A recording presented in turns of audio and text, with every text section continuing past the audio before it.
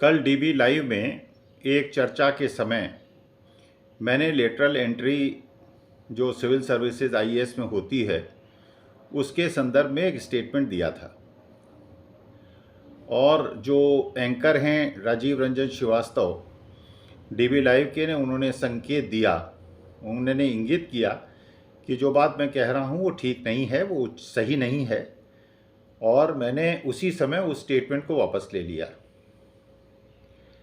आज मैंने एक वीडियो डाला स्वामी जी की कक्षा में और मैंने वो जो मैंने कहा था जो सच नहीं था उसके लिए खेद प्रकट किया और माफ़ी मांगी। अब बहुत सारी प्रतिक्रियाएं मेरे पास आईं, बहुत सारे फ़ोन मेरे पास आए, बहुत सारे मित्रों की और भक्तों की प्रतिक्रियाएं मुझे मिली। मैंने फेसबुक में पोस्ट डाली, मैंने स्वामी जी की कक्षा में पोस्ट डाली, वीडियो डाला और मैंने लोगों से बात की। तो मेरा जो अनुभव हुआ और जो मैं शिक्षा देना चाहता हूं, जो मैं बताना चाहता हूं और जो मेरे मन की भावना है, मैंने कहा कि मैं अपने जो मेरे मित्र हैं, जो मेरे छात्र हैं, जो मेरे शुभेच्छु हैं और जो भक्त हैं, उन सबको मैंने पिछले 10 घंटे में अनुभव किया, मैं उनसे शेयर करूं कि मैंने क्या पाया और क्या लोगों ने कहा और क्या प्रतिक्रियाएं मिली। तो सबसे पहले अगर मैं देखूं कि 100 लोगों से अगर मैंने प्रतिक्रियाएं ली या प्रतिक्रियाएं उन्होंने दी, उसमें से करीब 98% लोग ऐसे थे जिन्होंने कहा कि स्वामी जी जो आपने किया, जो आपने खेद प्रकट किया, जो आपने माफ़ी मांगी, आपने अच्छा किया। क्योंकि गलती सबसे होती है, गलती सब कर सकते हैं, और कोई गलती मैंने वैसी तो नहीं की थी जो सावरकर जी ने अंग्रेज़ों से माफ़ी मांगी थी, क्योंकि वो एक अलग चीज़ थी। क्योंकि उस समय राष्ट्रव्यापी आंदोलन चल रहा था और पंडित चंद्रशेखर आज़ाद जैसे लोग, भगत सिंह जैसे लोग, सुखदेव जैसे लोग, राजगुरु जैसे लोग, ये लोग, राम प्रसाद बिस्मिल जैसे लोग, अशफाक उल्लाह खां जैसे लोग, ये सब लोगों को माफ़ी मांगने का विकल्प था, बल्कि किसी ने माफ़ी नहीं मांगी थी। खैर, सावरकर ने माफ़ी मांगी थी, वो वीर सावरकर माने गए और उनको बड़ा वीर माना गया। लेकिन चलिए, वो एक अलग मुद्दा है। क्योंकि जहाँ तक मुझे ख्याल है, अब फिर मैं गलत ना हो जाऊँ, सरदार भगत सिंह से कहा गया था कि अगर आप माफ़ी मांग लेंगे तो आपकी सज़ा में कटौती हो जाएगी। तो सरदार भगत सिंह ने कहा था कि नहीं, माफ़ी नहीं मांगूंगा, और मैं जो मुझे सज़ा मिलेगी, अगर फांसी मिल रही है तो मैं फांसी को स्वीकार करूंगा। और जब उनकी माँ ने उनसे पूछा था कि तू ये फांसी क्यों स्वीकार कर रहा है, तो उसने कहा कि कोई बात नहीं, मैं इस जन्म में तो जा रहा हूं, लेकिन अगले जन्म में तुझे भगत सिंह फिर देखने को मिलेगा, मेरा पूर्व जन्म फिर पुनर्जन्म होगा। तो माँ ने पूछा कि तेरा जो पुनर्जन्म होगा उसको हम कैसे पहचानेंगे, तो उन्होंने कहा जो तुझे संघर्ष करते हुए दिखेगा बेबे, वो समझ लेना भगत सिंह है।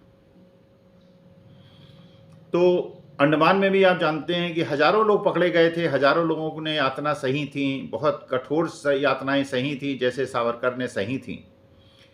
लेकिन माफ़ी लोगों ने नहीं मांगी थी।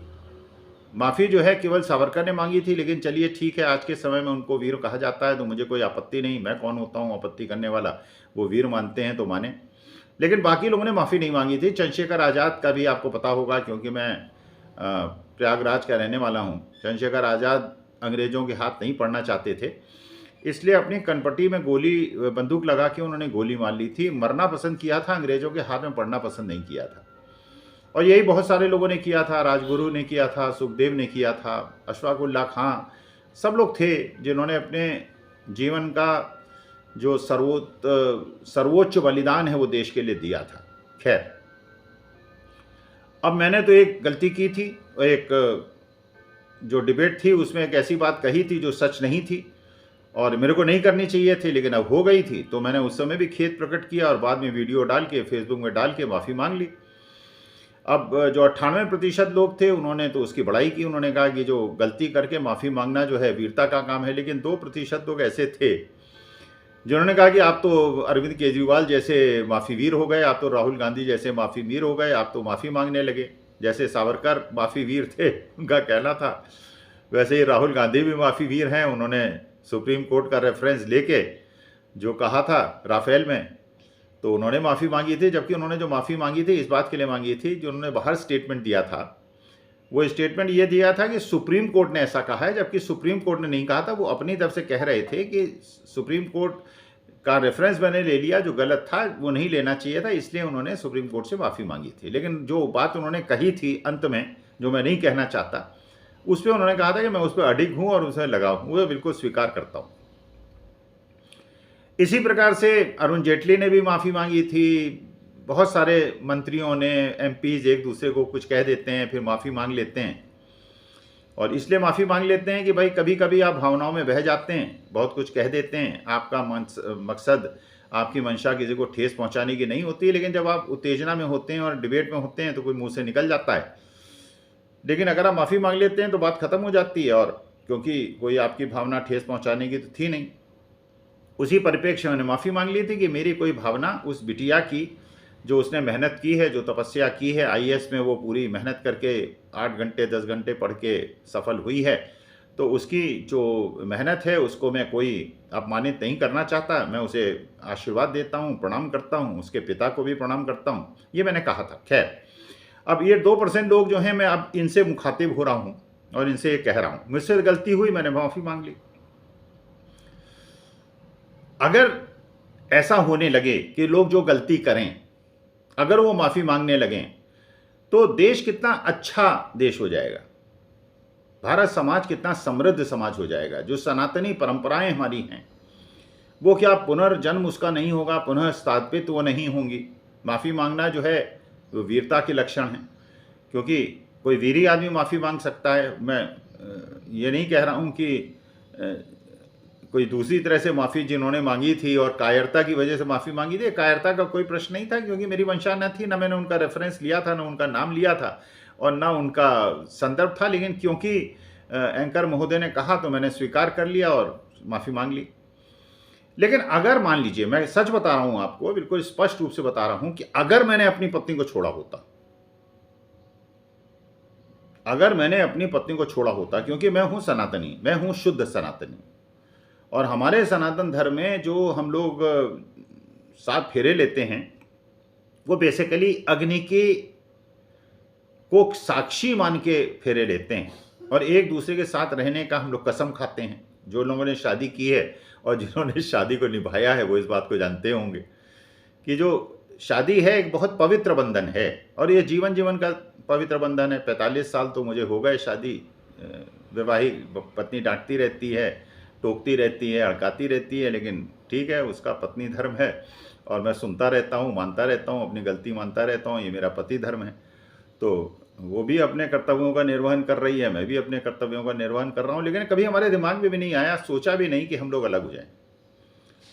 और ये मैं मानता हूँ कि जो लोग अपनी पत्नी को छोड़ देते हैं या नहीं भी छोड़ते हैं, मतलब ये मुझे नहीं पता कि वो छोड़ते हैं कि नहीं छोड़ते हैं, रखते हैं कि नहीं रखते हैं। अगर छोड़ देते हैं तो कहते क्यों नहीं कि छोड़ दिया है, अगर नहीं छोड़ा है तो साथ क्यों नहीं रखते हैं। तो इस प्रकार की जो ये त्रिशंकु वाली स्थिति पत्नी की कर देते हैं। अगर ये मेरे साथ हुआ होता तो मैं मुंह दिखाने लायक ना होता, फिर माफ़ी मांगने की स्थिति ना आती, फिर मैं अपने को 4 थप्पड़ लगाता और उठक बैठक करता और कान पकड़ के उठक बैठक करता और पूरे देश से माफ़ी मांगता और बेशर्मों की तरह इस तरह से बातें ना करता। दूसरी बात कि अगर मान लीजिए मेरी डिग्री में कोई डाउट होता, पूरा देश कह रहा होता कि आप अपनी डिग्री दिखाइए स्वामी साहब, तो मैं डिग्री दिखा देता। और अगर डिग्री नहीं भी दिखाता तो कह देता कि मेरी ये यूनिवर्सिटी है, काशी हिंदू विश्वविद्यालय से 73 मैंने इंजीनियरिंग किया था और 76 में MBA इलाहाबाद यूनिवर्सिटी से किया था। आप वहाँ संपर्क कीजिए, और मेरे जो जूनियर, सीनियर और मेरे सहपाठी हैं उनसे मैं सर्टिफाई करा देता हूँ कि मैं उनके साथ पढ़ा था, इस हॉस्टल में रहा था, मुझे सब याद है, मुझे पता है कहाँ रहा था, कैसे क्या मेरी घटनाएँ हैं, मेरे को मतिभ्रम नहीं हुआ है। लेकिन अगर लोग, हजारों लाखों लोग और पूरा विपक्ष ये कह रहा है कि अपनी डिग्री को दिखाइए और आप डिग्री नहीं दिखाते हैं, तो कहीं ना कहीं तो कोई समस्या है। और ये मैंने जैसे सुबह कहा, ये परजरी का केस होता है, ये 7 साल की सज़ा होती है। अयोध्या के एक बीजेपी के विधायक हैं जो 3 साल से जेल में हैं, क्योंकि फर्जी डिग्री का हलफनामा देने की वजह से उनको 5 साल की सज़ा हुई है। और जितेंद्र तोमर का आपको याद होगा, जो आम आदमी पार्टी के विधायक थे, उनके भी साथ क्या हुआ, किस प्रकार से उनको मंत्री पद से हटाया गया। तो प्रश्न ये है कि अगर आप, मेरे से गलती हुई थी लेकिन छोटी गलती थी, और ये छोटी गलती भी ऐसी थी कि मैंने किसी का नाम नहीं लिया था, रेफरेंस नहीं, मैंने कहा कि एक प्रतिष्ठित एक संसद के वरिष्ठ सदस्य की बेटी, नाम भी नहीं लिया था और ना कोई नाम मेरे दिमाग में था, लेकिन क्योंकि एंकर ने कहा कि शायद स्वामी साहब आप जिसके बारे में कह रहे हैं वही, क्योंकि वो व्हाट्सएप पे चल रहा था, वो गूगल पे चल रहा था, बहुत सारी पोस्ट इधर उधर चल रही थी और वो सच नहीं था, वो बिटिया ने मेहनत की थी और मैंने माफ़ी मांग ली थी। लेकिन अगर शादी के संदर्भ में डाउट है तो माफ़ी मांगनी चाहिए। और बल्कि मैं तो ये भी राय देना चाहूँगा कि आज की तारीख में, क्योंकि एक बहुत स्वर्णिम अवसर है कि जितने भी सांसद हैं और जितने भी विधानसभा के सदस्य हैं, उन सबकी अगले 3 महीने में उनकी डिग्री और उनके शादीशुदा होने का स्टेटस की इंक्वायरी करा ली जाए। वहाँ के लोकल पुलिस थाने में कहा जाए कि इनके कॉलेज में जाइए, यूनिवर्सिटी में जाइए, जहाँ की डिग्री उन्होंने दी है और उसके जो भी इन्होंने कहा है एफिडेविट में, क्योंकि एफिडेविट में कोई चीज़ देना चुनाव आयोग को या कोर्ट में और उसमें झूठी बात लिखना जो है परजरी कहलाती है। तो ये 3 महीने के अंदर स्पष्ट हो जाए, अब चाहे सोनिया गांधी हो, चाहे राहुल गांधी हो, चाहे नरेंद्र मोदी साहब हो या अमित शाह साहब हो या कोई भी हो, अगर उनकी ये कोई झूठी जानकारी उन्होंने एफिडेविट में दी है तो जो भी कानूनी प्रावधान है उसके हिसाब से उनको दंडित किया जाए।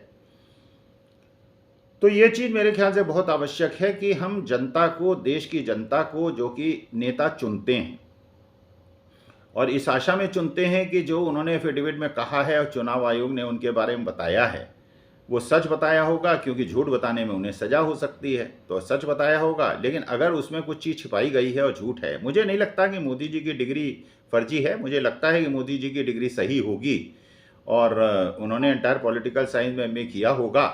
लेकिन एक ये भी संदर्भ है जो मुझे नहीं समझ में आया, कोई कानूनविद हैं, क्योंकि कई कानूनविद जो हैं वो मुझसे नाराज़ हैं, फेसबुक पे उन्होंने नाराज़गी प्रकट की, तो मैं उनसे जानना चाहता हूँ कि ये केस जो था आरटीआई लगाया था अरविंद केजरीवाल ने, जो सूचना आयुक्त हैं उनके यहाँ, अब वो अधिकार है आरटीआई का जो कानून दिया गया था वो दिया ही इसलिए गया था कि आरटीआई के तहत कोई भी सूचना अगर आपको चाहिए सरकारी विभाग के संबंधित तो आप एप्लीकेशन लगाइए, थोड़ी सी फीस जमा कीजिए और वो आपको इन्फॉर्मेशन मिलेगी। वो दी थी उन्होंने कि साहब प्रधानमंत्री की जो योग्यता है और जो एजुकेशनल क्वालिफिकेशन है कि उन्होंने हाई स्कूल कब किया, इंटरमीडिएट कब किया, ग्रेजुएशन कब किया, पोस्ट ग्रेजुएशन कब किया, किस यूनिवर्सिटी से किया, किस डिवीज़न में किया, सारी चीज़ें बताई जाएँ।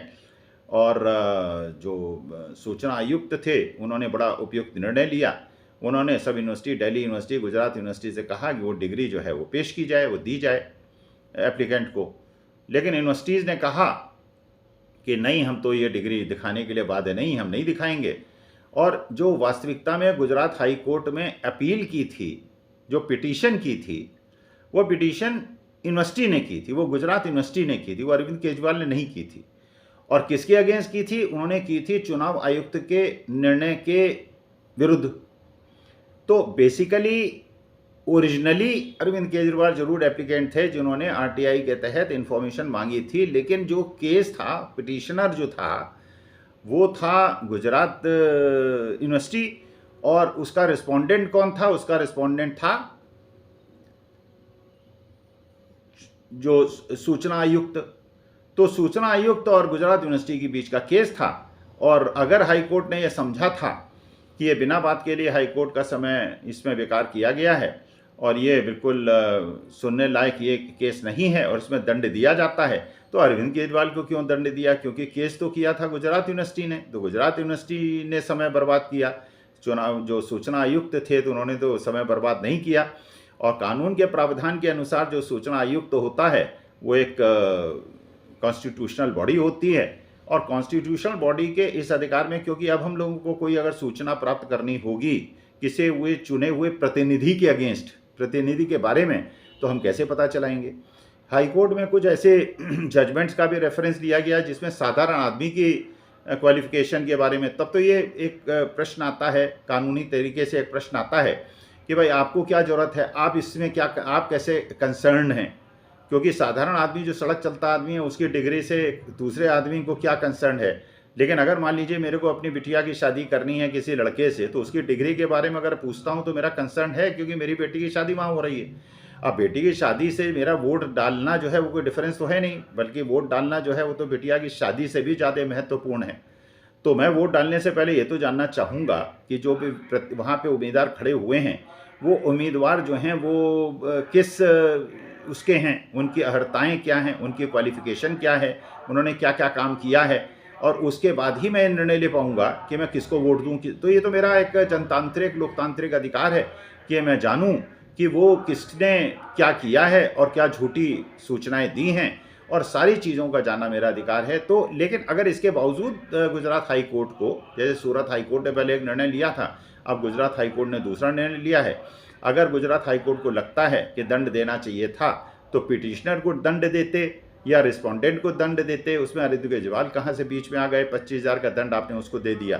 तो ये अब केस जो है ऊपर जाएगा, सुप्रीम कोर्ट में जाएगा। पूरा विश्व, जैसे वो कह रहा है, राहुल गांधी की जो सदस्यता रद्द की गई है उसको भी वो बड़े निगाह से, पैनी निगाह से देख रहे हैं। इस केस को भी देखेंगे। देश की प्रतिष्ठा गिरेगी, और देश की प्रतिष्ठा गिरेगी तो ऑब्वियसली हम लोग देशभक्त लोग हैं, राजभक्त लोग हैं, भारत माता के प्रेमी लोग हैं। हम नहीं चाहते कि देश की प्रतिष्ठा गिरे।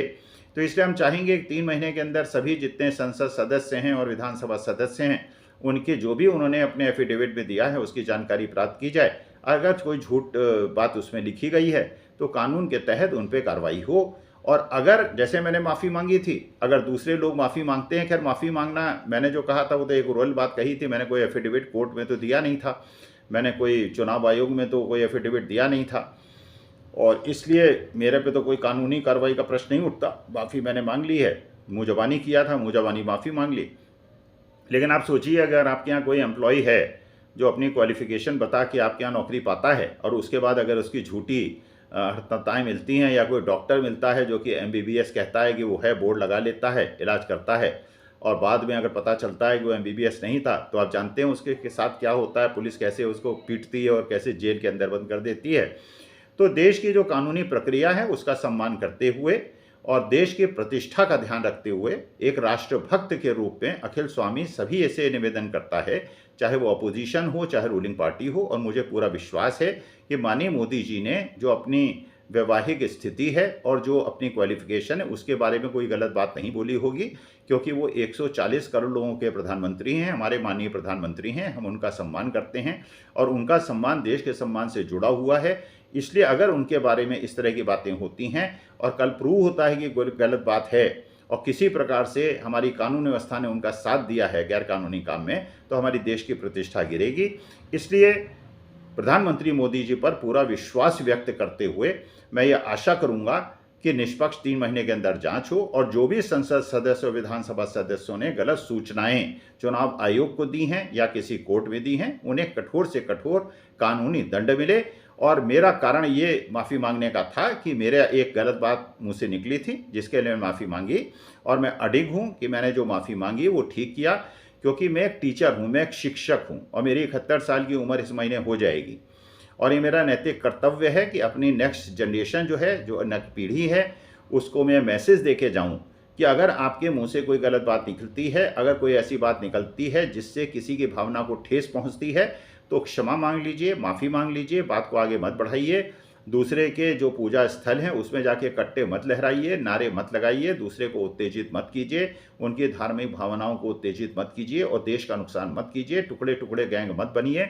देश 140 करोड़ लोग जो है, ये अशफाक उल्लाह खां का, सरदार भगत सिंह का, पंडित चंद्रशेखर आज़ाद का, राम प्रसाद बिस्मिल की संतानों का है, उनके वंशजों का है। और हम सभी वंशजों को देश में मिलजुल कर रहना होगा और देश को मजबूत बनाना होगा। यही एक शिक्षक की एक प्रेरणा देने के लिए मैंने बात कही थी और 98% लोगों ने मेरी इस बात का समर्थन किया है, मुझसे कहा है कि स्वामी साहब आपने ठीक किया, और मैं उनका आभारी हूँ और मैं समझता हूँ जो मैंने किया ठीक किया।